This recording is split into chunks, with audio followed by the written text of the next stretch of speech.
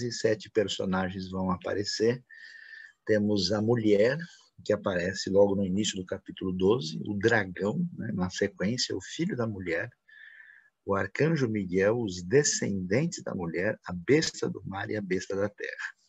Então, quando a gente olha, né, para o que o texto nos apresenta, né, aparece no céu esse sinal extraordinário da mulher vestida do sol, com a lua, né, debaixo dos seus pés e uma coroa de 12 estrelas sobre a cabeça. Ela grávida, gritando de dor, quase dando à luz, né? Então aparece outro sinal no céu, um dragão vermelho com 7 cabeças e 10 chifres. Já pode imaginar o que é isso, né? Com a cabeça tendo 7 coroas, a cauda dele arrasta 1/3 das estrelas do céu, lançando-as na terra. O dragão colocou-se diante da mulher, que estava para dar à luz, para devorar o seu filho no momento que nascesse. E aí você pode ter mais ou menos uma ideia da figura, né? A mulher, com o sol, a lua, as estrelas, o filho que nasce, e o dragão, né? Que, curiosamente, né? Tão presente na cultura chinesa e também na cultura europeia, é uma coisa curiosa isso, né? E sempre associado a alguma coisa ameaçadora, né? E como também acontece no contexto bíblico, né? E aí, o que a gente vai ver, né? Com certeza, a primeira ideia da mulher é figura do povo de Deus, né? E a gente tem nos ambientes religiosos uma tentativa de sempre assim ver ou Israel ou ver a igreja, e faz-se uma separação radical entre os dois, ou então ignora-se Israel. Na Bíblia, Israel é uma base do povo de Deus que vai se ampliar para as outras nações, né? A figura da oliveira que depois tem os seus ramos. Então, tanto está em vista Israel, como o conceito de povo de Deus. Satanás é o dragão, ninguém duvida. O filho da mulher, com certeza, aí ninguém vai questionar que é Cristo, né? O arcanjo Miguel aparece como referência do líder angelical. Os descendentes da mulher, com toda certeza, porque nós estamos no contexto do ambiente da perseguição, então é a igreja, quer dizer, o Apocalipse está mostrando para a gente que a perseguição, que parece ser um movimento meramente político, né, e de domínio do Império Romano, tem um elemento espiritual por trás, né? E aí você tem a besta do mar e a besta da terra, né? A Roma chamava, né, o Império Romano chamava o Mediterrâneo de Mare Nostrum, é o nosso lago particular, né? É aqui a nossa piscina. Então, tudo que envolvia essa questão do domínio terrestre provavelmente evoca, né? Até porque o mar tem muito a ver com as nações, provavelmente tem a ver com o poder político, e a besta da terra, como contraponto a isso, o sentido é do poder religioso, né?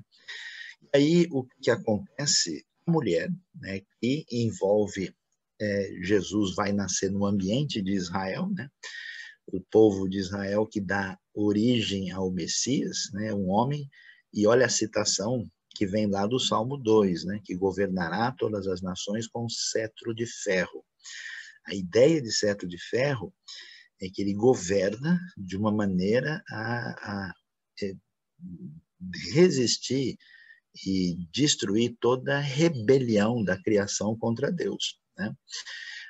Então, quando esse filho parece que vai ser destruído, né, e claro, destruído pelo poder que existe no Império Romano, que tem a ver com o ataque de Satanás, o filho é arrebatado para junto de Deus e do seu trono, né? A mulher fugiu para o deserto, para um lugar que lhe havia sido preparado por Deus para que ali a sustentasse durante 1260 dias, né? Interessante que os grupos assim mais de perfil pré-milenista, pré-tribulacionista, muitas vezes imaginam aqui que o enfoque todo tem a ver com exclusivamente a situação da mulher, né? e nesse caso o filho arrebatado por Deus aí seria de uma figura que envolveria o arrebatamento e a saída do povo de Deus daqui, e a mulher seria Israel, que ia ser perseguido durante a tribulação. Mas essa interpretação é difícil de se sustentar olhando para o texto como um todo, né? E lembre-se que 1260 dias são o quê? 42 meses ou 3 anos e meio, que é a metade de 7, né? Que envolve essa questão do período incompleto da história. Então, há uma guerra nos céus. Apocalipse está dizendo que por trás do cenário político tem um cenário espiritual. Miguel, né, e os seus vão lutar contra o dragão, né, e o dragão e os seus anjos vão revidar, né, mas eles não tiveram força e perderam o seu lugar nos céus. Isso é interessante, é um dos poucos textos mesmo da Bíblia que focaliza isso, né, que tem a ver com essa explicação do que o que acontece no cenário que a gente vê tem uma origem no mundo espiritual que tem uma história, né, que existem poderes angelicais do mal e poder de Satanás que perderam seu lugar no céu, conforme Lucas 10, verso 18, Jesus diz que via Satanás cair do céu. Mas, apesar, né, disso, Satanás está derrotado, por isso o grande dragão foi lançado fora. E aí a conexão com aquilo que aparece no início, né? Que lembra que Gênesis sempre, Apocalipse sempre vai fazer referência a Gênesis e Êxodo, né? Esse dragão, que é Satanás, é a antiga serpente, chamada Diabo ou Satanás, que engana o mundo todo. Ele e seus anjos foram lançados à terra. Então faz uma referência à queda de Satanás e apresenta aí a sua incapacidade de sustentar a sua posição de vitória, né?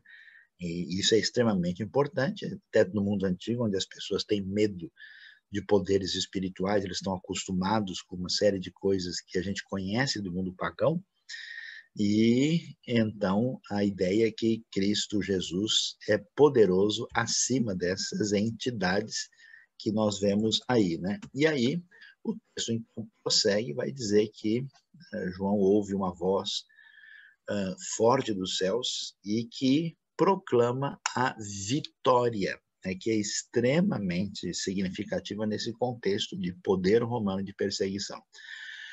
Agora veio a salvação, o poder e o reino do nosso Deus e a autoridade do seu Messias, do seu rei ungido, do seu Cristo, pois foi lançado fora o acusador dos nossos irmãos, que os acusa ante do nosso Deus de dia e de noite. Né? Quer dizer que um dos elementos marcado por Satanás é o da acusação. Essa acusação tentando, né, fragilizar a Igreja de Cristo, e, no entanto, ele é claramente derrotado. E como eles vencem, eles o venceram pelo sangue do Cordeiro e pela palavra do testemunho que deram. Venceram por causa do perdão que o sangue do Cordeiro traz e porque mantiveram o seu testemunho. E aí sim, diante da morte, não amaram a própria vida. Aquela ideia, né, de que você deve ser fiel até a morte, né, não é ser fiel até ficar velhinho, né? É fiel até diante da circunstância de morte, de martírio, né, que muitos dos nossos irmãos estão enfrentando no mundo, inclusive hoje, né? Diante disso, é hora de fazer festa. Por isso, celebrem os céus que nele habitam, mas ai da terra e do mar, pois o diabo desceu até vocês, está cheio de fúria, pois sabe que lhe resta pouco tempo. Então, a derrota no contexto espiritual, no mundo celestial, está definida. A coisa ainda acontece na terra por um certo tempo, mas é questão de calendário, é questão de relógio, porque Satanás sabe que o seu domínio é temporário e ele que está por trás dessa rebelião, dessa oposição do Império Romano e das nações, mas ele não irá resistir e será derrotado. E aí, quando o dragão foi lançado à terra, começou a perseguir a mulher que dera luz ao menino. E foram dadas à mulher as duas asas da grande águia para que ela pudesse voar para o lugar que lhe havia sido designada, né, preparado no deserto, onde seria sustentada durante um tempo, tempos e meio tempo fora do alcance da serpente. Né? Aí a gente vê a figura da mulher que tem a ver com o povo de Deus no seu início, que tem a ver com Israel, e que se desdobra num Israel mais amplo, que envolve os gentios agora, ligados, né, a essa realidade da igreja que surge com o Messias de Israel, trazendo salvação para todos, né? E o dragão está perseguindo, mas a mulher vai ter proteção. Então, ela recebe, né, essa capacidade de voar para um lugar no deserto, lembra do povo de Israel também no deserto, e a ideia, então, é que durante o período de tribulação e de perseguição, o povo de Deus recebe uma capacidade de proteção, né? E aí você tem uma citação que vem lá do livro de Daniel, né? Durante um tempo, tempos, difícil esse negócio aí, porque no hebraico e no aramaico existe o que a gente chama de dual, né? Que é um plural de dois, né? E lá no original hebraico primeiro está um tempo, dois tempos e metade de um tempo. Só que o grego não tem dual, então eles colocaram tempo, tempos e meio tempo, mas muito provavelmente o sentido é um tempo, dois tempos e meio tempo, que representa metade de 7, que tem a ver com 3 anos e meio, 42 meses, 1.260 dias, que é esse período que chama-se um período incompleto. Os que insistem numa visão literal acham que são 3 anos e meio, exatamente no período específico da tribulação, quando existe a proteção do poder diabólico. Aí tem dois caminhos para a pessoa entender: que Deus vai livrar a comunidade do povo de Deus completamente, ou que ele vai livrar no contexto, em meio à tribulação. Parece ser uma ideia de que Deus sustenta no meio da tribulação. Aí a serpente jorra da boca água como um rio para alcançar a mulher e arrastar com a correnteza a terra, porém ajudou a mulher, abrindo a boca, engolindo o rio que o dragão fizera jorrar da sua boca. O dragão irou-se contra a mulher e saiu para guerrear, olha lá, contra o restante da sua descendência. Então, essa ideia, né, de água que arrasta, uma ideia que aparece, por exemplo, no deserto de Israel, com torrentes que caem de uma vez, que são conhecidas, né? E aqui o dragão faz algo semelhante para destruir, e essa guerra é contra o restante da descendência da mulher, que é uma referência específica à igreja. E quem são esses? Os que obedecem aos mandamentos de Deus e se mantêm fiéis ao testemunho de Jesus. Então, claramente está mencionando isso. E aí, nesse cenário, o dragão se pôs em pé na areia do mar. Aí você pode, né, imaginar a imagem, né, que evoca uma postura de mostrar um domínio sobre as nações. Aí a gente vai ver essa questão do dragão no mar, e a besta que sai do mar aparece na sequência no capítulo 13. E aí então vemos o quê? A besta que saía do mar tinha 10 chifres e 7 cabeças, com 10 coroas, uma sobre cada chifre, em cada cabeça o nome de blasfêmia. A besta que eu vi, ela era semelhante a um leopardo, tinha pés como de urso e boca como de leão. Quer dizer, todos animais muito ameaçadores, né? Carnívoros e que evocam destruição. O dragão deu à besta o seu poder, o seu trono e grande autoridade. Tá vendo aí? O dragão entrega para a besta. O dragão é Satanás. Então a autoridade da besta vem diretamente de Satanás. Uma das cabeças da besta parecia ter sofrido um ferimento mortal, mas o ferimento mortal foi curado. Todo mundo ficou maravilhado e seguiu a besta. Adoraram o dragão, que tinha dado autoridade à besta, e também adoraram a besta, dizendo: quem é como a besta? Quem pode guerrear contra ela? É claro que nós estamos vendo uma referência ao poder e à autoridade romana, né? Que, evidentemente, é imbatível, que pode ter poder de encará-la. A besta, então, tem uma boca, né, que fala com arrogância e com blasfêmia, e, olha lá, tem autoridade para agir durante 42 meses. De novo, 1.260 dias, 3 anos e meio, 42 meses, né, que os literalistas insistem nos 3 anos e meio, ou é o período parcial no qual Deus permite que eles vão agir. ela abre a boca para blasfemar contra Deus, amaldiçoar o seu nome e o seu tabernáculo. Olha lá o que é o tabernáculo, os que habitam nos céus. Isso é muito importante porque o tabernáculo tem a ver com a habitação de Deus entre os homens, e nós temos essa ideia de um templo que é construído pelas pessoas da fé, e muitos deles já morreram e estão na presença de Deus. E eles, então, habitam os céus, né? E a besta se levanta contra isso. Ela tem poder para guerrear contra os santos, inclusive vencê-los, porque, aparentemente, eles estão realmente sendo derrotados. E ela tem autoridade que é dada sobre toda a tribo, povo, língua e nação. Isso é um elemento que existiu no ambiente do Império Romano, que é uma coisa que aponta para o passado e aponta para o futuro de um domínio mundial, numa espécie de Império Romano renascido. Todos os habitantes da terra adorarão a besta, a saber, todos aqueles que não tiveram os nomes escritos no livro da vida, na vida do Cordeiro que foi morto desde a criação do mundo. Mostrando aí o controle e o domínio de Deus na história, que tudo que está acontecendo, Deus tem pleno domínio soberano desde o princípio, nada é uma surpresa, o Apocalipse vai revelar muita coisa. E aí, o texto diz, aquele que tem ouvidos, ouça, se alguém há de ir para o cativeiro irá, se alguém há de ser morto à espada haverá de ser, e aqui estão a perseverança e a fidelidade dos santos. Que é uma frase nada interessante, inclusive para muita gente hoje, né?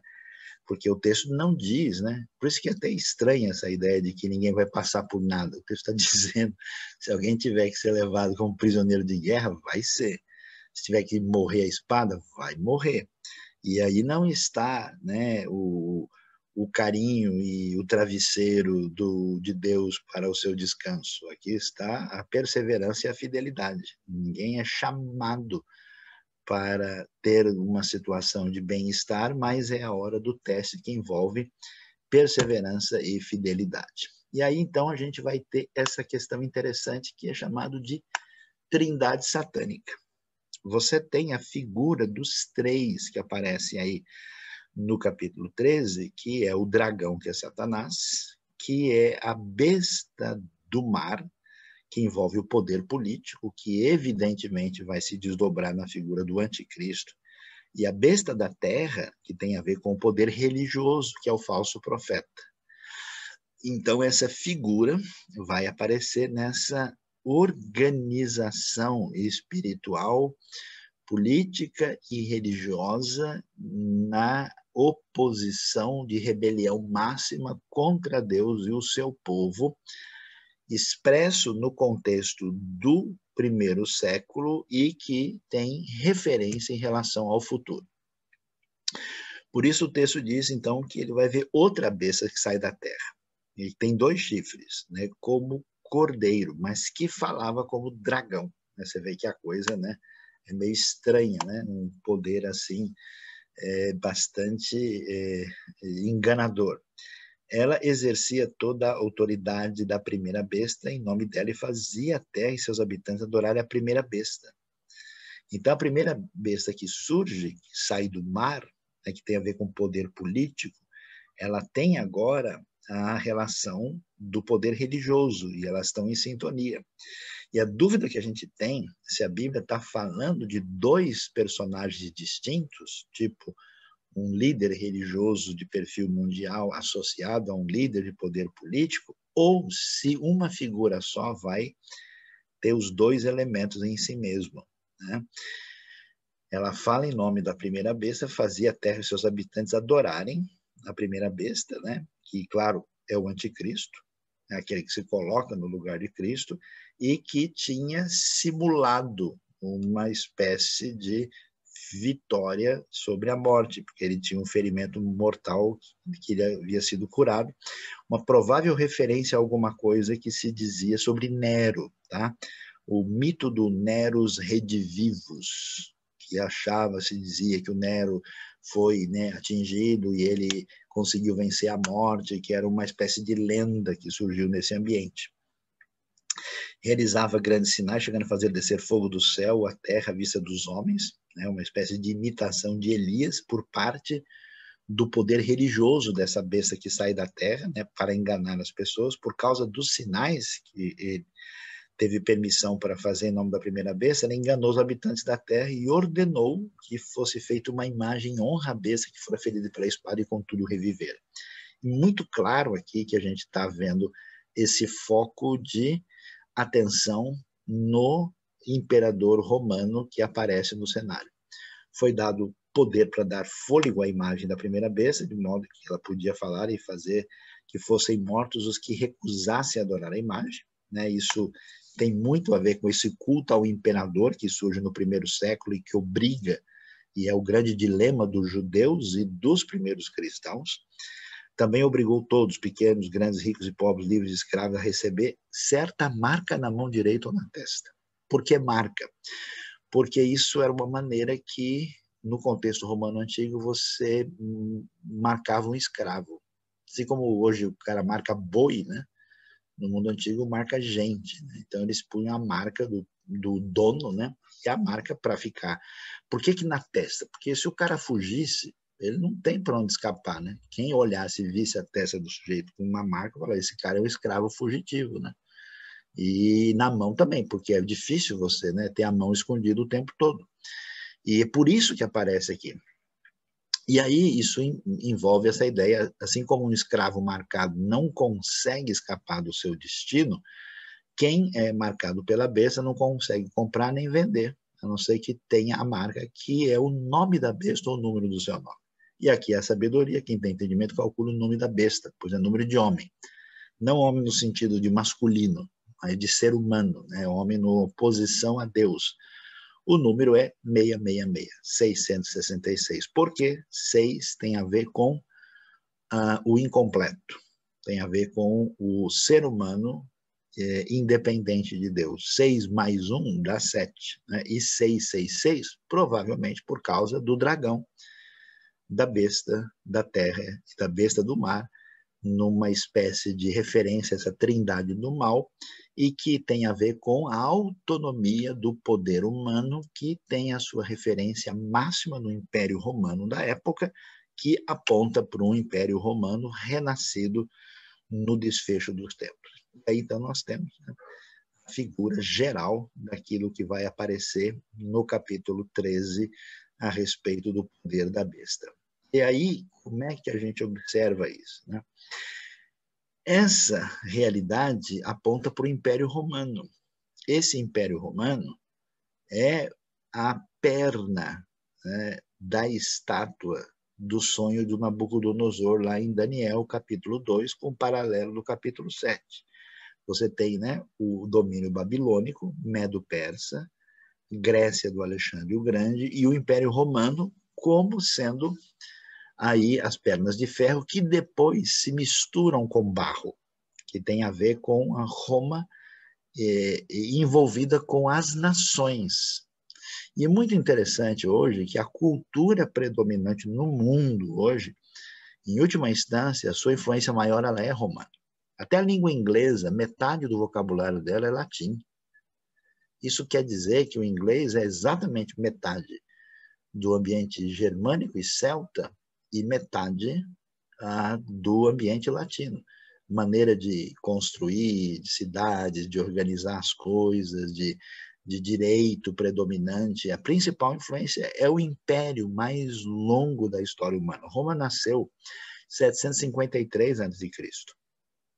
E o Império Romano do Ocidente caiu em 476, né, com a chegada dos bárbaros germânicos. Mas o Império do Oriente demorou até 1453. Então, são mais de 2.000 anos de história. E mesmo aquilo que formou a Europa é chamado de Império Sacro Império Romano Germânico. E depois essa influência, ela se estende para o mundo todo, né? Vai para toda a Ásia, para as Américas, para a África, para a Oceania. Então, essa cultura globalizada é uma cultura de inspiração romana.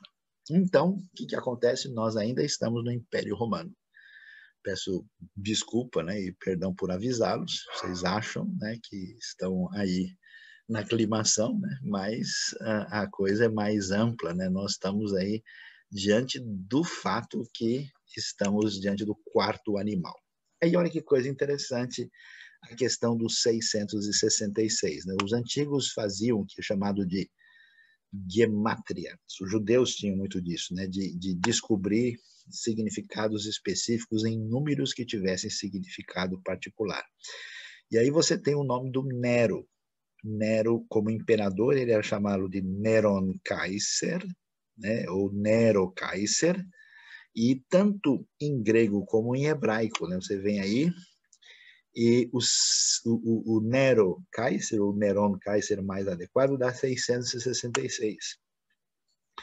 Se tira uma letra, dá 616, e a palavra therio, que é besta, também dá 666. Então, veja só, nesse sentido, o Apocalipse é um livro codificado, porque eles não iam falar abertamente, a besta é o Nero. Então, eles põem um número que aponta para o poder político e religioso do Império Romano, que mata e persegue aqueles que são seguidores de Jesus. Essa realidade presente lá é uma realidade que terá desdobramento paralelo no futuro também. Isso está ligado com o culto ao imperador, o poder religioso que era ligado ao mal. Né? O culto imperial em Roma começou na época do famoso César Augusto, né? Que é na época do nascimento de Cristo. Eu tive a oportunidade de ver em vários lugares, em visitas, né? Que, aliás, eu espero que a gente vá ver juntos aí na próxima oportunidade, lá a frase escrita em latim e grego falando, né, do imperador como divino. O imperador é visto como, né, o Augustus divino, e assim o culto imperial foi uma obrigação importante para a centralização e unificação do Império Romano, e que tinha problema com a fé igreja primitiva. Né? Por isso, os cristãos sofrem uma perseguição, porque eles representam uma dificuldade para o domínio religioso da administração romana. O Augusto é o Divi Filius, filho de um Deus, e aí você vai encontrar uma coisa impressionante quando a gente visita, por exemplo, a cidade de Pérgamo, na montanha, tem um templo gigantesco feito lá, em homenagem ao Trajano. Né? Você tem templos enormes, assim, de fato, a adoração ao imperador era uma obrigação, e quem resistisse passava por maus bocados. Então, aí você tem um templo dedicado a Augusto, né, que foi feito na Espanha, esse elemento está aí. Aí você entende um pouquinho mais desse cenário. Lembra que ele fala lá da questão, né, dos 7 e dos 10, tem 10 chifres, 7 cabeças, autoridades? Muito possivelmente, a razão que ele está dizendo isso é por causa desse ambiente que surge desde a introdução do culto imperial, quando você tem César Augusto, que é da época do nascimento de Jesus, o imperador Tibério, que é da época do ministério e da morte de Jesus, já que ele foi imperador do ano 14 até o 37, Calígula, que passou rapidamente, né? Cláudio, que é importante, que foi imperador do ano 41 até 54, e foi imperador na época do ministério de Paulo. Cláudio expulsou os judeus de Roma no ano 49, conforme o historiador Suetônio, né? E Nero, que é o imperador principal por trás do pano de fundo do Apocalipse, que foi grande perseguidor da igreja e foi imperador no ano 54 a 68. No reinado de Nero que morrem Pedro e Paulo em Roma.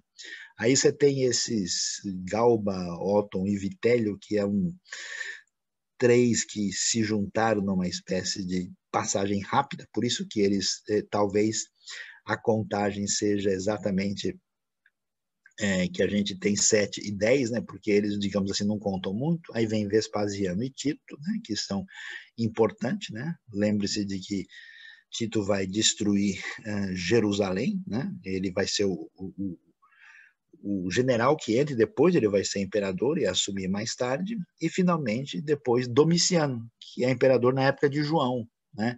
Por isso que ele provavelmente é o que a gente é chamado aí do sétimo e o oitavo, né? Que ainda aparece, e por isso o sentido é esse, né? Roma tinha tido 10 imperadores, né? 3 foram derrubados aí de uma maneira que eles não contam, por isso são 7 cabeças. Chifre tem essa ideia de poder, né? Roma teve 10 poderes e 7 autoridades. O Tito, né, vai ser o 10º chifre e a 7ª cabeça, que dura pouco tempo, e o Domiciano, que é o imperador que prendeu o João, que é o imperador da época do Apocalipse. Ele é o 8º rei. E também era um dos 7, pois era considerado uma ressurreição de Nero, uma espécie de Neros redivivos. Aí você entende esse pano de fundo, né? E que faz sentido, porque quem está lendo Apocalipse nessa época vai olhar e vai entender, agora eu sei do que ele está falando. Por isso é impossível ler o Apocalipse direito, achando que tudo é apenas uma profecia literal para o futuro, porque o foco é mais amplo, né? Aí nós temos, então, a figura do anticristo, que vale a pena a gente dar uma olhada, né? Porque nós temos aí esse elemento, peraí, mas afinal, o anticristo é o Nero, é o Domiciano, ou é do futuro? O que a gente vai ver? Num sentido, olha o que 1 João 2 vai dizer para a gente, filhinhos, esta é a última hora, e assim como vocês ouviram que o anticristo está vindo, já agora muitos anticristos têm surgido. Então existe essa ideia no Novo Testamento de que o anticristo está chegando e ele está ligado ao imperador romano diretamente, mas não é algo exclusivo, né? Num certo sentido, um Hitler, um Stalin e outras pessoas semelhantes, eles são um tipo de anticristo, pessoas dominadas pelo mal e de maneira satânica para a destruição de tudo, né? E perseguindo o povo de Deus. Mas isso não quer dizer que não vai haver um anticristo final, porque muitos têm surgido e haverá um anticristo no desfecho da história. E aí diz que aqueles que saíram do nosso meio não eram dos nossos, porque senão eles teriam permanecido conosco, e é interessante, né? O 2 Tessalonicenses 2 vai dizer sobre essa figura do anticristo, né? Quanto à vinda do nosso Senhor Jesus Cristo, a nossa reunião com Ele, rogamos a vocês que não se deixem abalar nem alarmar facilmente, quer por profecia, por palavra, por carta supostamente vinda de nós, como se o dia do Senhor já tivesse chegado. Não deixe que ninguém os engane, porque antes virá a apostasia, o afastamento da fé.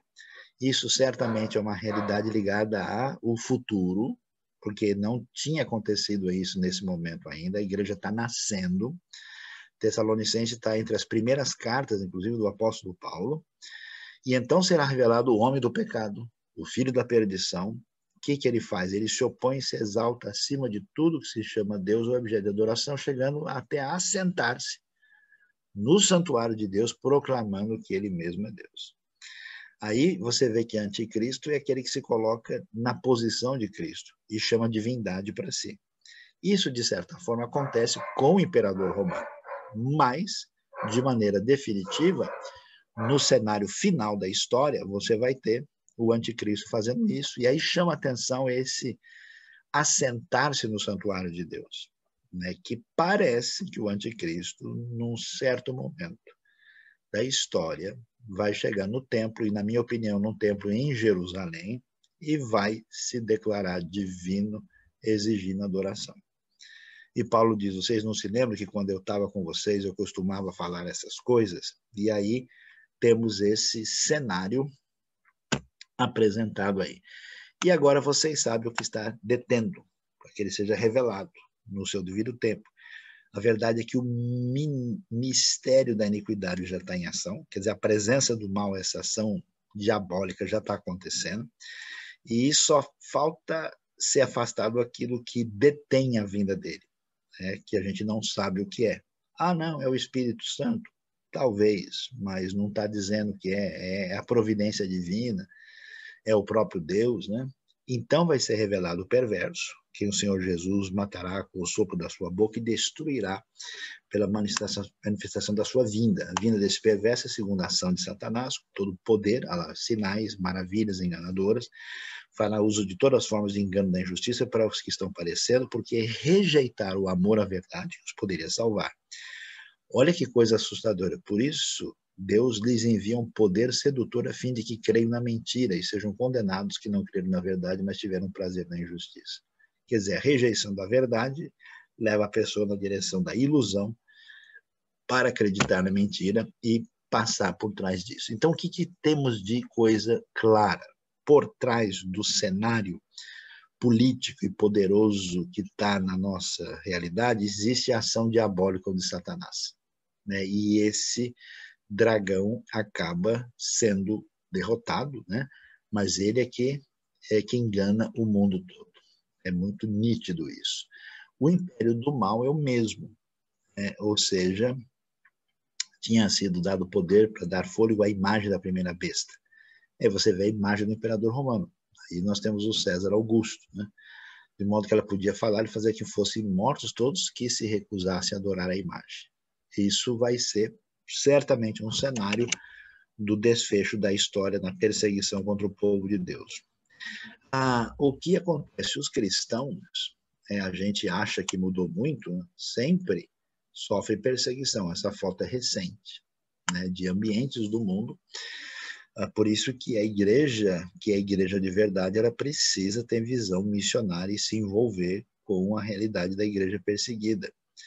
O dragão irou-se contra a mulher para guerrear, como vocês sabem, contra o restante da sua descendência, que é a igreja de Cristo no mundo. Por isso que o pessoal fala, quando vai ser a grande tribulação? Pode não estar sendo para você agora, mas para muita gente do mundo a coisa está num nível tão terrível quanto da igreja primitiva. A gente tem que tomar cuidado, né? Se você não está firme na palavra e naquilo que Deus instrui, você vai ser enganado, porque a besta realiza sinais, podendo descer fogo do céu à terra à vista dos homens. Então, quem se baseia em outros elementos vai acabar sendo enganado, né? O povo de Deus é chamado à fidelidade. Todos os habitantes vão adorar a besta, aqueles que não tiveram os nomes escritos no livro da vida do Cordeiro. Então, assim como aconteceu na época de Daniel, diante da estátua do imperador romano para a igreja primitiva, a gente vai ter o mesmo desafio. E o texto vai dizer que, no final, a vitória dos seguidores de Jesus. Eles venceram pelo sangue do Cordeiro e, diante da morte, mantiveram o seu testemunho e foram vitoriosos. E, no final, fica claro que o mal será derrotado. Agora veio a salvação, o poder, o reino do nosso Deus, a autoridade do seu Cristo, pois ser lançado fora o acusador dos nossos irmãos que os acusa diante do nosso Deus dia e noite. E aí a gente tem esse cenário do capítulo que tem a ver com o julgamento divino, né, conforme a gente observou. E o que a gente vê? Temos um intervalo aí, né, entre os 7 personagens e as 7 taças. O Cordeiro aparece do Monte Sião. Monte Sião é um nome poético de Jerusalém na Bíblia. Temos a referência aos 3 anjos e uma colheita na terra, né? E aí nós vamos ver esse momento das 7 taças com o julgamento divino chegando. E aí o que vai acontecer, especialmente olhando para capítulo 15 e 16? Aparece a voz do santuário, depois o mar de vidro, o santuário, que é uma referência ao tabernáculo da aliança, a sequência das 6 taças, o intervalo entre a 6ª e a 7ª, 3 espíritos impuros, que tem a ver com a grande batalha, a batalha do Armagedon, e finalmente a 7ª taça. E o que é que a gente vê nessa sequência aí, né? Vocês vão ver que um dos focos principais está relacionado com o Armagedon, o grande momento da batalha do bem contra o mal. O que é Armagedon? É Har-Megiddo, que é a montanha de Megiddo ou Megido. E que lugar é esse? É esse que vocês estão vendo. É o Vale Fértil, que atravessa a terra de Israel, na região pertinho de Nazaré, de leste a oeste, diante de uma das cidades que era uma das mais importantes da época desde Salomão, que era uma das cidades citadas em 1 Reis, capítulo 9, verso 15. Cidade importante, né?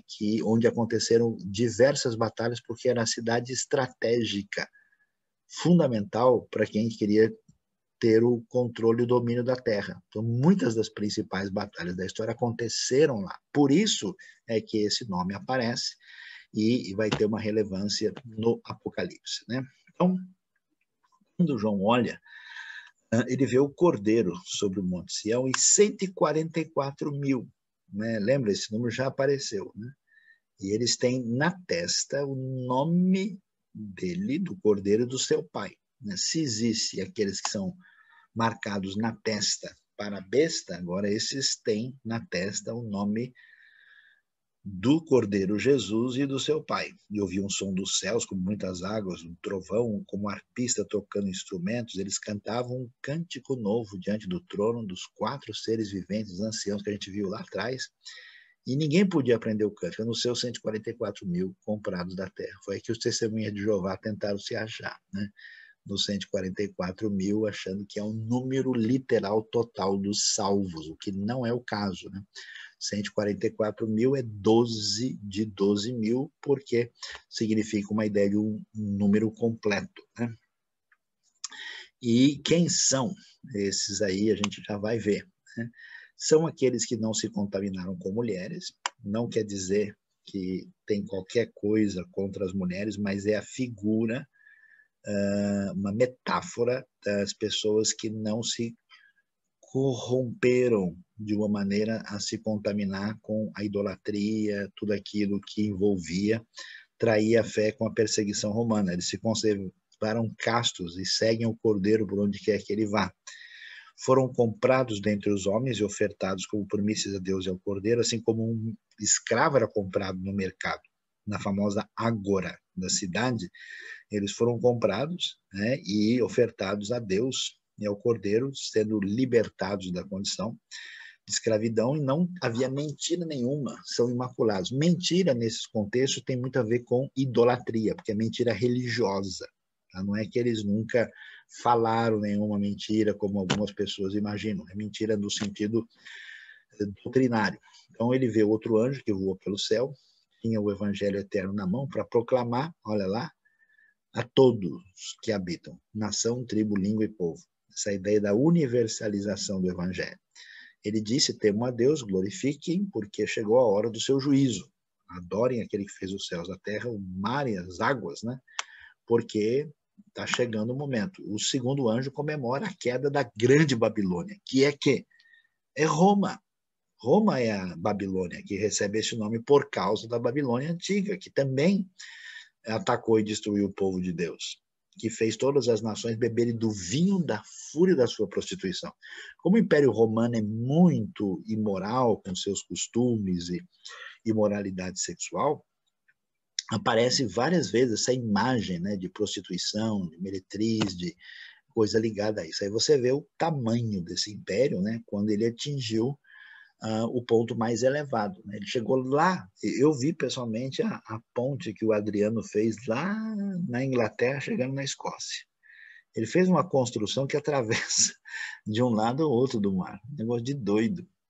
Eles foram até Portugal, né? Lá perto de Coimbra tem uma ruína interessante chamada Conímbriga, lugar onde eles faziam extração de minérios, né?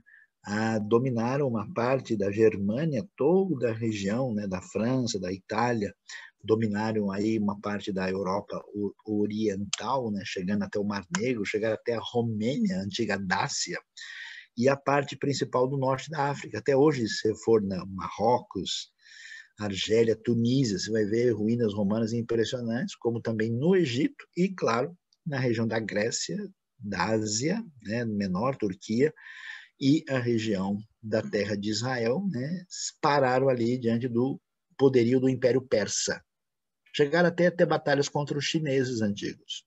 Você tem até filmes que mostram esse encontro, né, da dinastia chinesa vindo para o Ocidente, os romanos tentando chegar na parte oriental.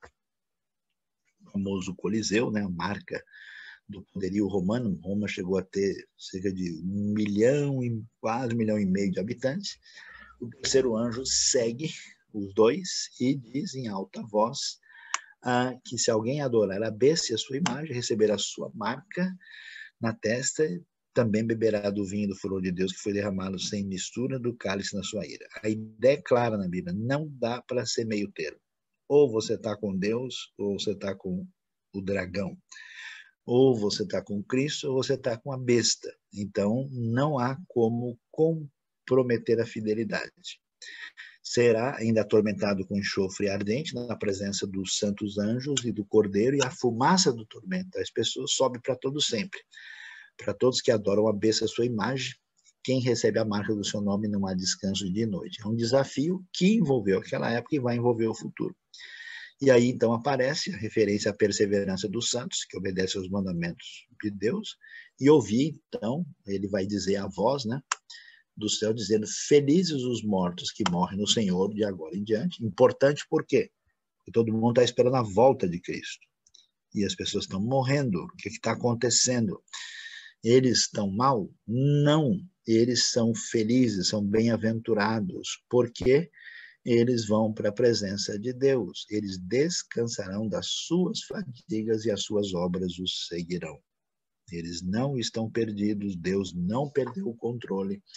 Cristo Jesus os recebe na vida eterna. Ele ainda olha e vê uma nuvem branca, né? E alguém semelhante a um filho de homem, e está lá com uma coroa de ouro na cabeça e uma foice na mão, afiada.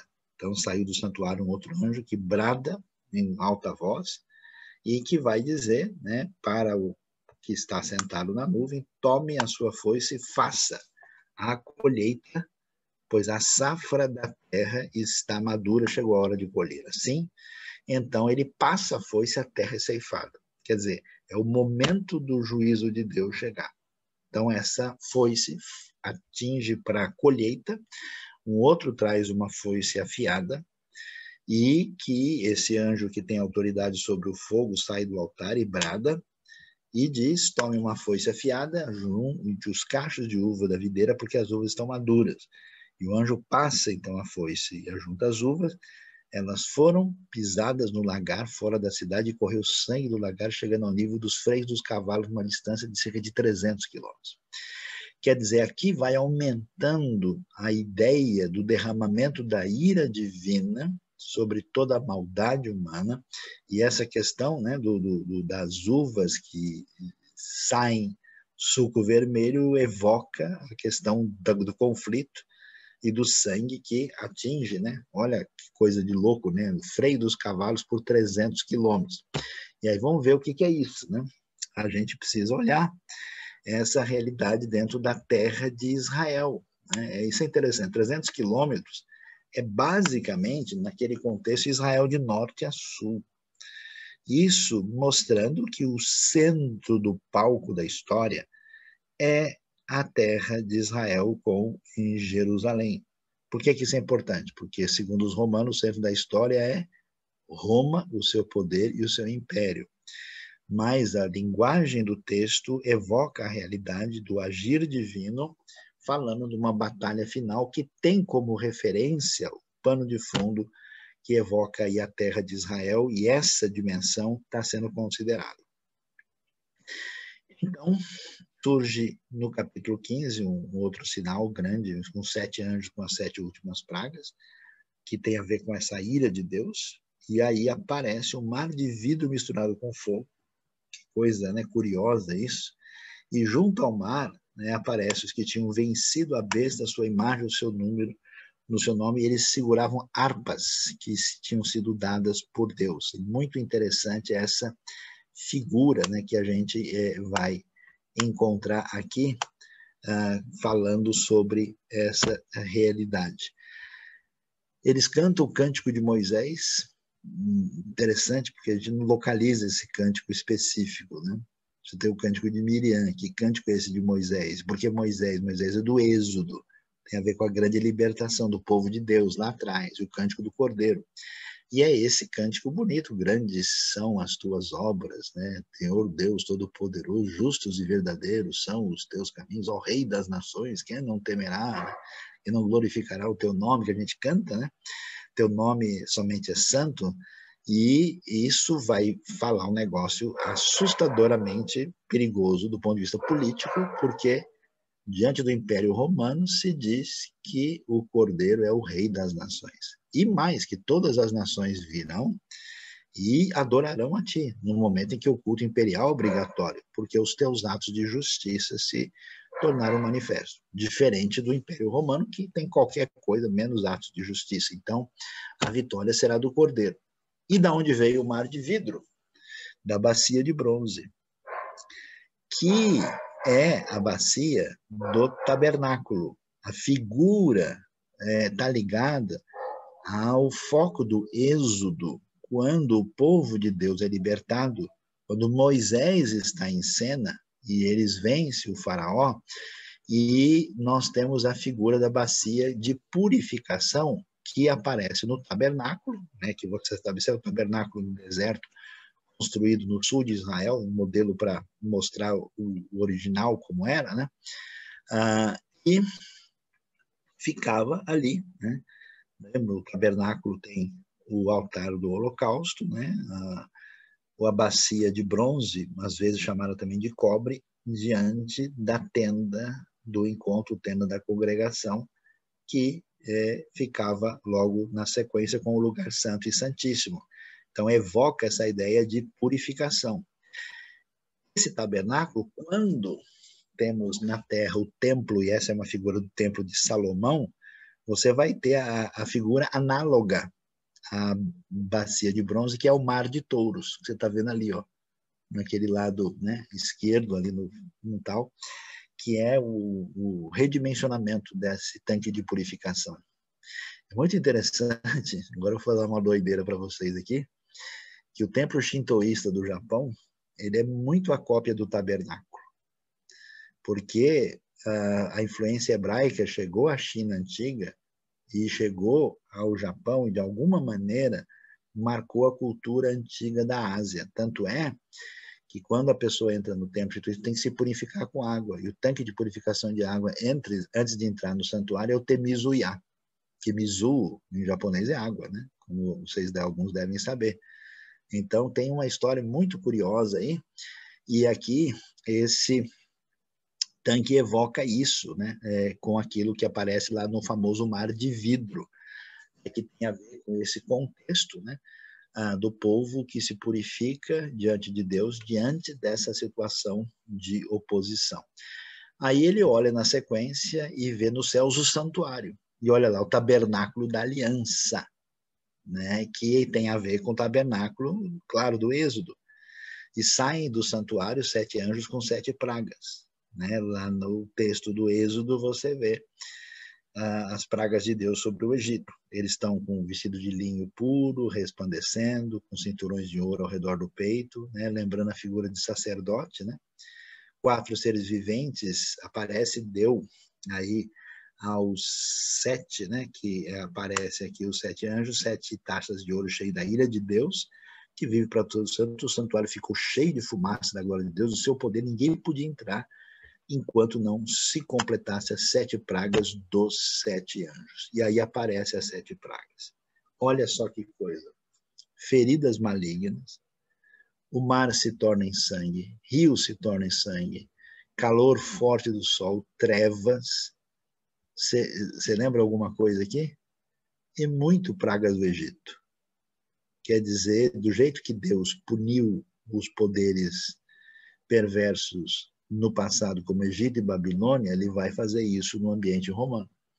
Seca do Eufrates, os 3 espíritos impuros que vão surgir lá, que tem a ver com a batalha do Armagedon, e o desfecho da 7ª taça, com terremoto, trovões e granizo, que, claro, lembra para a gente também, né, aquilo que acontece no Egito, mostrando aí a natureza submissa ao grande poder de Deus. Olha lá. Esse texto de Apocalipse 16, ele evoca, que já apareceu lá no 8, né? Quando a gente vê, tá vendo? Aí granizo e fogo misturado com sangue caem na terra. Aí aqui no 16 você vai ter também, né, um paralelo. Taça cai sobre a terra, feridas malignas atingem os homens. O grande monte atirado no mar, taça derramada no mar aqui. A estrela ardendo nos rios e fontes, rios e fontes de água. Mostra para a gente muito esse negócio que Apocalipse muita gente não vê, que às vezes você tem um argumento circular, que o elemento que foi dito volta a ser retomado para reforçar o ensinamento, e não para dizer que é uma coisa necessariamente que acontece depois, que muita gente não entende. Ferida 1/3 do sol, aqui a taça sobre o sol, escurece o sol lá nas trombetas, aqui nós vemos a taça sobre o trono da besta, o reino dele fica em trevas, os 4 anjos santos junto ao rio Eufrates, e a taça sobre o rio Eufrates, porque o rio Eufrates é o rio ao norte, que era atravessado quando uma potência do norte vinha para invadir a terra, como aconteceu com a Síria e Babilônia, né? E aí abre-se o templo no céu, né, com a Arca da Aliança, e aqui grande voz do templo do céu diz, está feito. E aí você vê o paralelo mostrando, né, essa relação com as pragas do Egito e o paralelo entre o que você vê lá no 8, 9, 11 com o capítulo 16 que a gente vê exatamente agora. Então, vai ver o que a gente mostrou aí, né?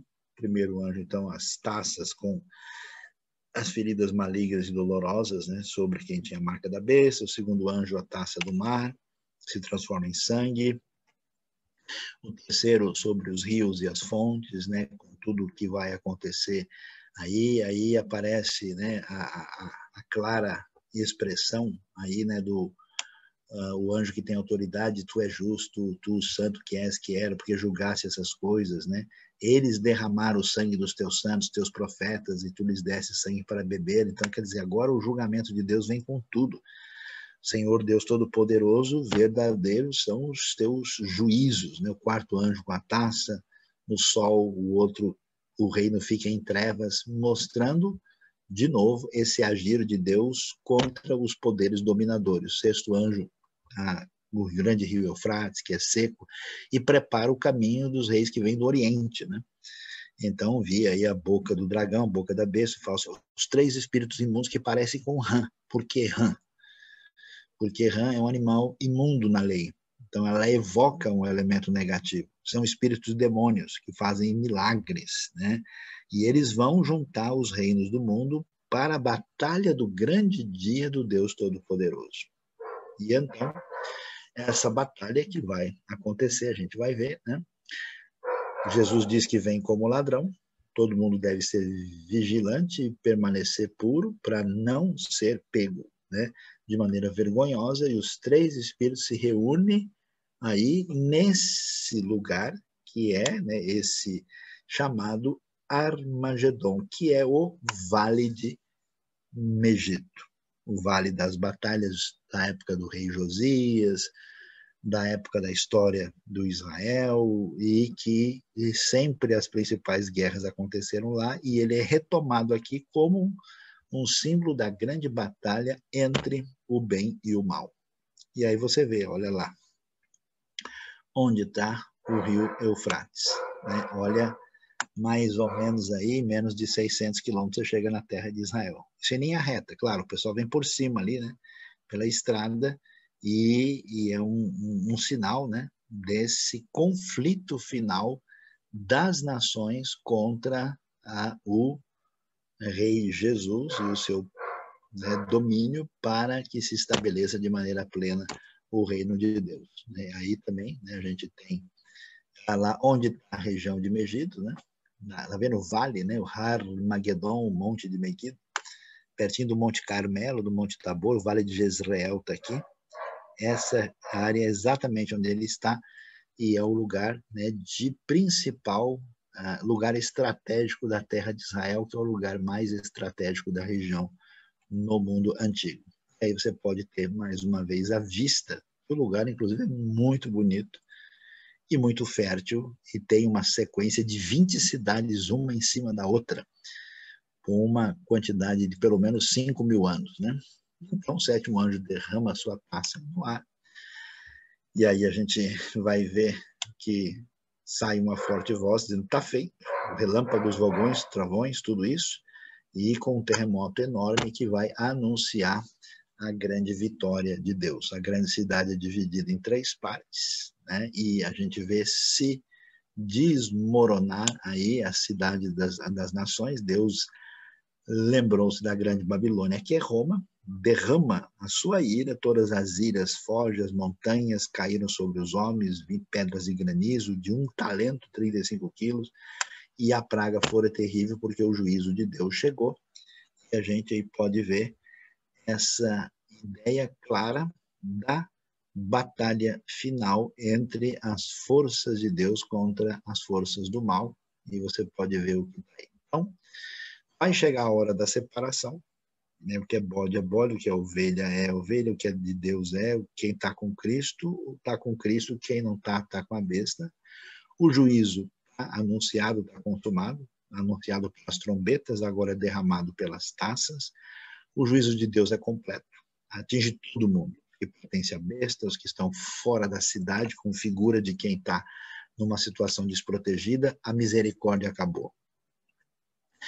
Adoração é a adoração da vitória. Né? O cântico de Moisés, que não está explicitado no Êxodo, é cantado agora, e o cântico do Cordeiro, né? Dizendo que o que Deus fez é poderoso e é maravilhoso, e o seu juízo vai, né? Justos e verdadeiros são os teus caminhos, não é só um nome bonito, né? Mas significa que a justiça vai finalmente cair sobre o mal, né? O mal é desmascarado. Agora ficou claro, né? O dragão, a besta, o falso profeta, por trás dele estão os espíritos imundos que estão ligados diretamente ao mal, e acabou aí o disfarce, né? A vitória sobre a morte, né? Felizes os que morrem no Senhor, né? Porque eles descansarão das suas fadigas. A morte não deveria assustar os primeiros cristãos, porque eles estavam indo para a presença de Deus, né? A vitória da batalha final. Deus vai reunir, né, todo mundo para a grande, vai enfrentar essa reunião da batalha do Deus Todo-Poderoso, e Deus lembrou-se da Babilônia e lhe deu o cálice do vinho do furor da sua ira, que significa que, apesar de toda a rebelião e arrogância, o mal será destruído, como foi no Egito Antigo, na Babilônia, na derrota de Roma, depois que Roma cai, e a derrota do império final do